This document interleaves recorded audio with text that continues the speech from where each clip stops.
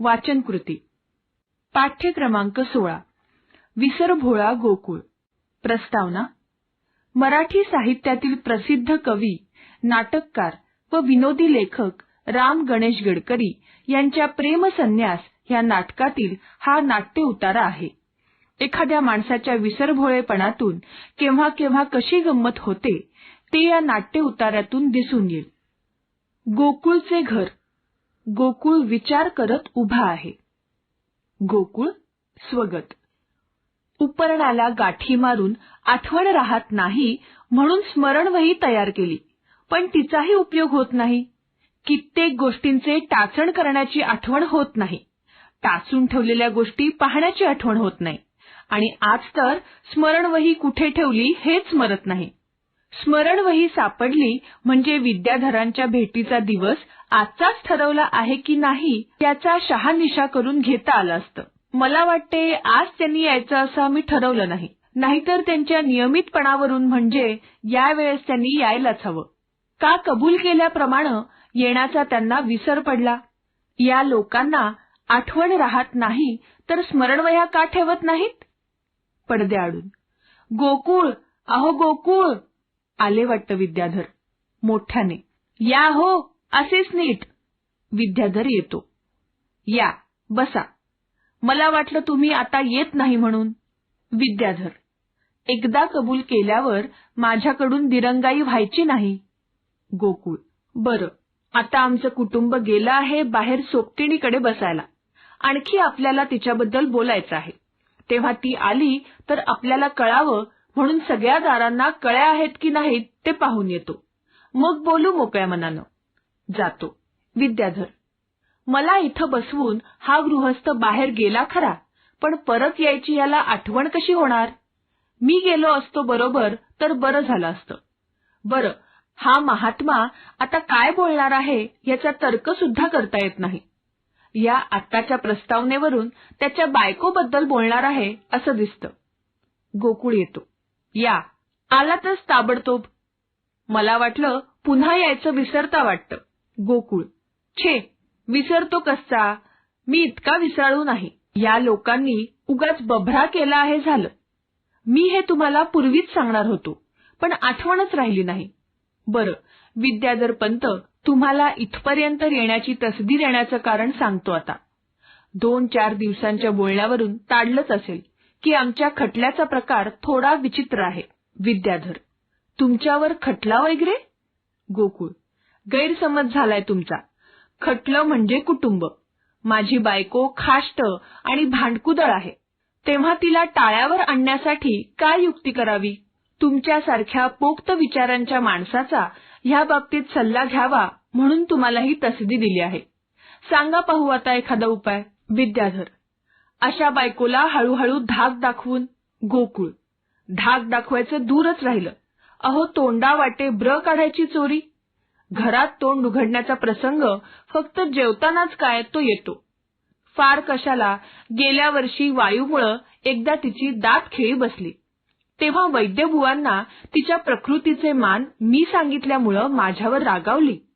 दात खिळी बसली होती तरी सुद्धा स्वतःच वैद्यबुवांना समजावून सांगावं अशी तिची इच्छा दिसली। शेवटी त्याच संतापाच्या भरात तिची दातखिळी उघडली आणि तिचा त्यावेळचा आवेश पाहून भीतीनं बिचाऱ्या वैद्यबुवांची मात्र दातखिळी बसली। तिच्या भांडखोरपणाची साक्ष सारी आळीच देईल। शेजारच्या घरात 3 माणसांचं कुटुंब आहे, त्याच्यावर आमच्या हिच्या तोंडाची मात्राच चालत नाही, कारण त्या गृहस्थाला बोललेलं ऐकू येत नाही, त्याच्या बायकोला ऐकलेलं बोलता येत नाही, आणि मुलीला बोललेलं आणि ऐकलेलं दोन्ही कळत नाही। विद्याधर ही दातखिळीची कथा म्हणजे खरोखरच दंतकथा आहे।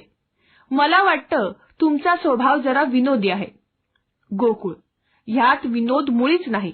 नदीच्या पुरात जात असताना तिच्या वेगाला कसली उपमा द्यावी याचा विचार कोण करत बसेल? खरं विचाराल तर मी आता जीवाला सुद्धा कंटाळून गेलो आहे। विद्याधर अरे रे, मग तुम्ही काडी का मोडून घेत नाही? गोकुळ अहो काडी मोडायला इथे काडीवर तरी सत्ता चालली पाहिजे ना। हळूच मथुरा येते व विद्याधरला गप्प बसण्याची खूण करते। मथुरा स्वगत माझी निंदा चालली आहे वाटतं, ऐकलं पाहिजे सारं बोलणं. विद्याधर: हे पहा गोकुळ, तुम्हीच असा डांगोरा पिटू लागला तर लोकांना बरंच होईल. आपण आपला आब राखला पाहिजे. मागं कोण काय बोलेल हे पाहिलं पाहिजे. गोकुळ: पाठीमागं कोण काय बोलतं याची मी मुळीच पर्वा करत नाही. विद्याधर: पण आता हे पुरं करा. एवढ्यावरून मला त्यांची सहज कल्पना होईल. गोकुळ: भ्रम आहे तुमचा. विद्याधर स्वगत: आता विषय तरी बदलावा. प्रकट: घर मोठं सुरेख आहे. काय भाडं देता याचं? गोकुळ: ते सारं तिला माहीत. आमच्या हिशोबी कामाची निम्मे निम्मी वाटणी झाली आहे. खर्चाचं खातं तिच्या हाती असून जमा माझ्या हस्ते व्हायची. साखरेच्या गोण्या तिच्या कामी, मी नुसता ओझ्याचा बैल. विद्याधर स्वगत: मी मुद्दाम विषय बदलतो आणि हा पूर्वपदावर येतो. प्रकट: का हो, एवढ्या घरात सोबती वाचून तुम्हाला भीती वाटत नाही? गोकुळ: एकटा असलो की नाही वाटत भीती, पण ती जन्माची सोबतींजवळ असली तर मात्र भीती वाटते. विद्याधर: तुम्ही तुमच्या कुटुंबाला फार भीता असं दाखवता, पण तुमच्या बोलण्यावरून तसं दिसत नाही. गोकुळ: दिसत नाही? ती इथं असती तर दाखवलं असतं कसं काय आहे ते.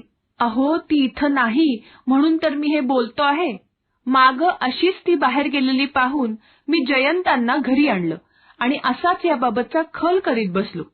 अगदी असाच प्रसंग, पण मागे उभं राहून तिनं सारं बोलणं चोरून ऐकलं आणि मग कोण गहजब माझ्यावर. माहेरी जायला काय तयार झाली. बाकी ती हजारदाही भीती घालते, पण खरोखरी काय जात नाही. ती माहेरी गेली तर तिच्याऐवजी माझा तरी सासूरवास चुकेल खास. विद्याधर: बरं, त्या अशा उभ्या आहेत हे तुम्हाला कसं कळलं? गोकुळ: त्यात काही विशेष नाही. तिला पाहून जयंतांनी मला विचारलं की हे बोलणं चोरून ऐकून तुझ्या बायकोनं तुझ्यावर तोंड टाकलं तर काय करशील?